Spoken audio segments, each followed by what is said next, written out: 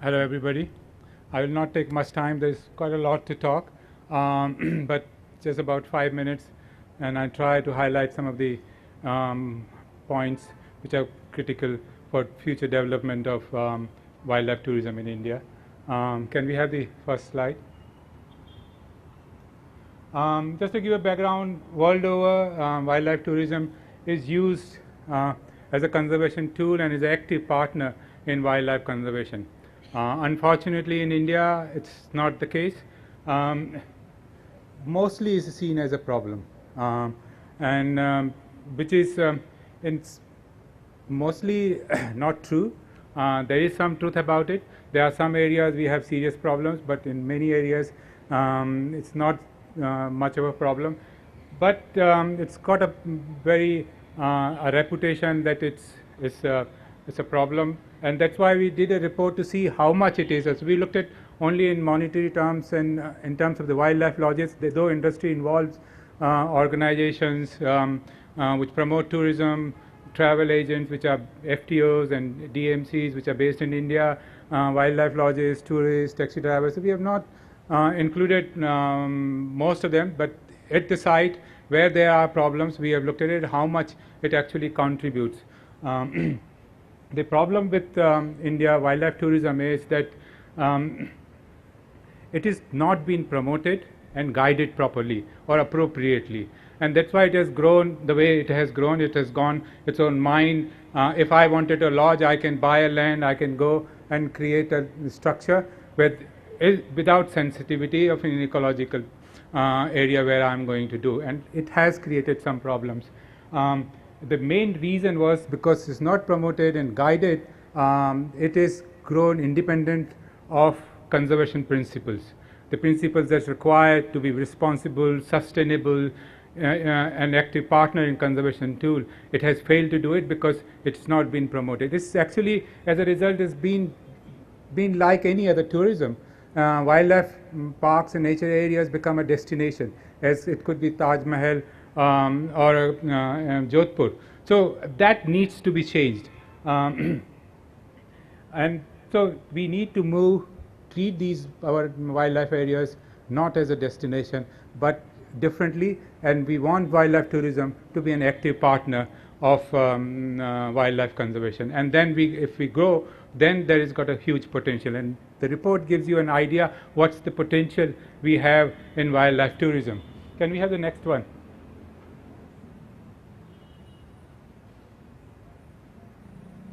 And this is the second part of this study. We have done 5 tiger reserves in central India, Panna, Bandhavgarh, Kanha, and Pench, and then we have done then there was quite a lot of requests to do a study in Ranthambhore, because Ranthambhore is one extreme of success problems, which you call it, and people wanted to do it, so we did it but the trend is the same. What we have seen in central India. As I said, because tourism, wildlife tourism in India is actually, we are fighting a battle of perception. The perception is that it's very negative influence on wildlife conservation, but the truth can't be further from this perception. If you look at it,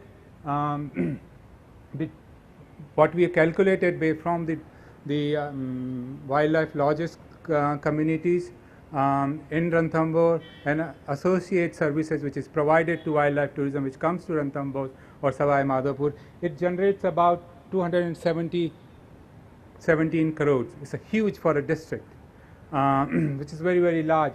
But if you look at in Madhya Pradesh, we calculated about 55% of that turnover goes back to the local community, which is significant, which is about, if we apply the same in Ranthambhore, we were not able to calculate because data was little haphazard, but in central India we got about 55%.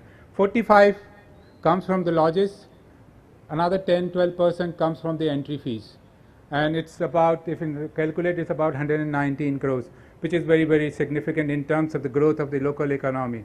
But the problem is it's only restricted to areas, to villages where the tourism is operating. It's not spread wide. We want it to be spread wide, so the much larger community benefits from there. The unfortunate thing is the wildlife lodges, as I said, because it's not been guided and promoted, it's all the lodges, about 75 to 80% of the lodges are within 4 kilometers of the entry gates.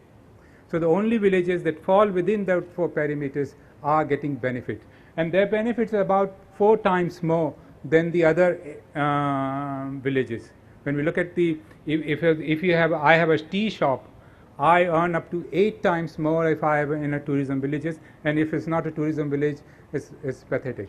So it's quite significant. Madhya Pradesh, it was very drastic.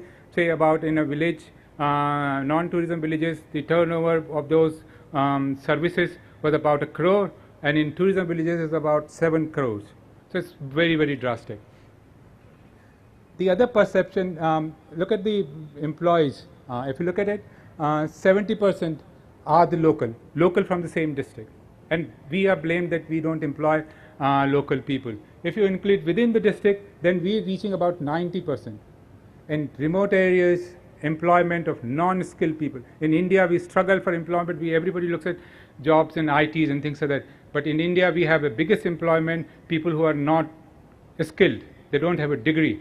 And how we provide those for them, and the tourism industry, wildlife tourism industry in these remote areas provide that. And it's very significant. If you look at the social benefits are fairly high. The biggest thing which I find was the contribution of wildlife, other than monetary values and things which I am talking about, is the perception towards wildlife and the conservation.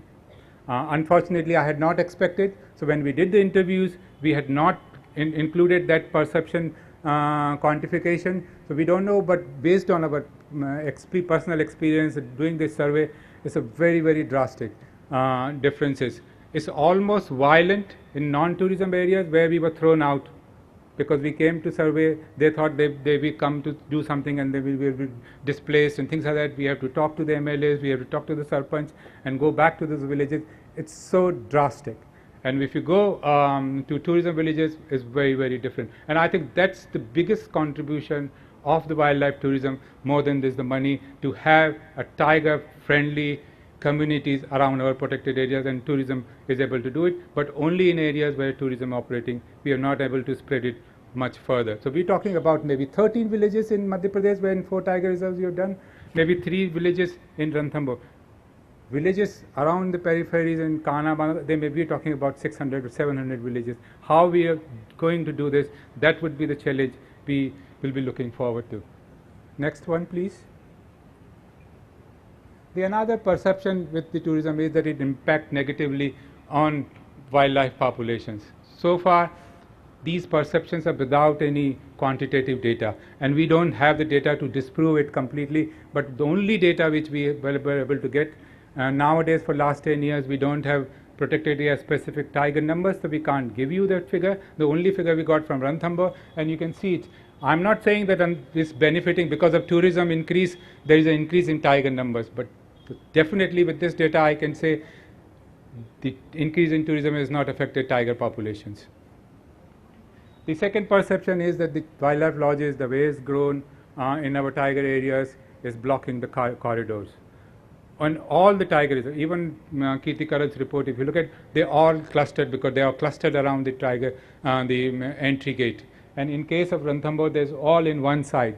And if you look at the contiguity, the very linear landscape you have, there is no block. And which is true in most cases. There are some problems, maybe in somewhere in Karnataka and Tamil Nadu and few protected areas. We have some problems in, not some problems, a major problem in Corbett. We should accept that. But it has happened because we have not guided, we have not regulated. In Khajuraho, we have a town and country planning where 14 kilometers radius they have designated where the hotels can come in, where commercial properties can come in, where the housing can come in, where there is no change in land use can happen. Why we are not able to do this in our protected areas when they can do it in private lands in 14 kilometer radius of Khajuraho? We can definitely do it in 5 kilometer radius of our protected areas. We should be able to do that. Next, please. The another perception that prevalent in general public is that it's very elite people, is catering to elite, and it's just there is no substance to that. If you look at it, about 70, 60-70% are very, very low budget. If you include economy and the budget, then it's over 80%.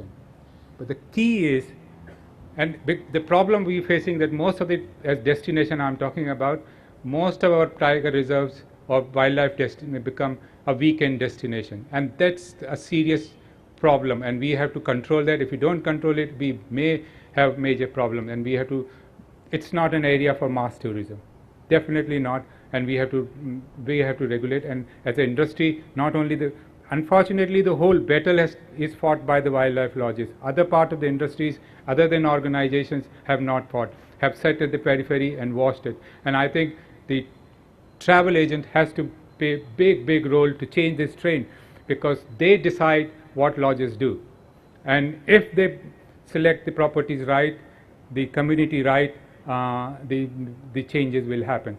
Mass tourism is not, it's not for the wildlife conservation. 20%, the high-end tourism generates 80%, 70% of the total turnover, and it's going down drastically. Ranthambhore, it has come down by about 10%, not 8 to 9%. In Madhya Pradesh, it's coming down every year by 11%, and so the high-end tourism is going down, which is contributing mostly in the money. And if we don't create a right balance, is the primary beneficiary, which is the local community, will suffer most, because then you will have not enough money coming, a lot of problems coming in, and that we need to address. If you look at Ranthambhore, is a great example in terms of what they have achieved in the past 5 years. Everywhere where there is a decline in terms of the earnings, in terms of the numbers, in terms of the tiger sightings, it's going differently. Everywhere is going down. Ranthambhore has gone up. In fact, it's the one park which is self-sufficient in terms of the funds. It's not dependent on center. In 80 other areas, if you go any protected areas, it's almost 50% by center from the state. In Ranthambhore, it's 2.3 crores versus 12%. So it's almost 90% is from the state government, and it actually earns all this back plus surplus, plus that is enough not only to do conservation, community-based work which they want to do, but can also sustain some of the tourism projects they have. Can we have the last one, please? The future, how we can grow, because Supreme Court has laid down guidelines. There is a carrying capacity. We don't agree with those formulas, but it's there. The number is fixed. So the growth cannot happen there. And we don't want our more tourism to go when we're running on full capacity to same protected area. It's not good. That's not responsible tourism. But the development that's happening, we have to harness that potential, and how we can do it. Unfortunately, India, we have followed one conservation model which is very exclusionary model, which is based on protected area. You create a boundary, throw all the problem out, and it of course is bound to be successful, and it has been successful, but success is not widespread. There are areas highly successful, there are areas we have not achieved. Sariska, Panna, there are some problems areas we can talk about, but we not want to change that. Let it be. They are created for reasons. 40 years, we have almost half a century, we invested money on them, but there is still a lot of nature areas. I was one day reading a report on tourism in Scotland. They earn billions from their nature tourism without having rhinos, lions, tigers. Almost about 11 billion pounds they earn every year from nature tourism. We have several Scotlands size-wise, if you look at in India. But there is something wrong with doing in our protected areas. We need to change that, and that's the future development growth I'm talking about.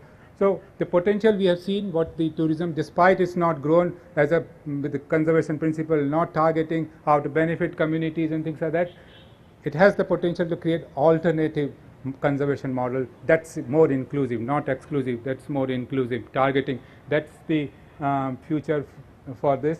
And our tiger reserve tourism shows that we got the potential and we need to achieve this. And how we're going to do, I will have a different ideas because I come from a different background.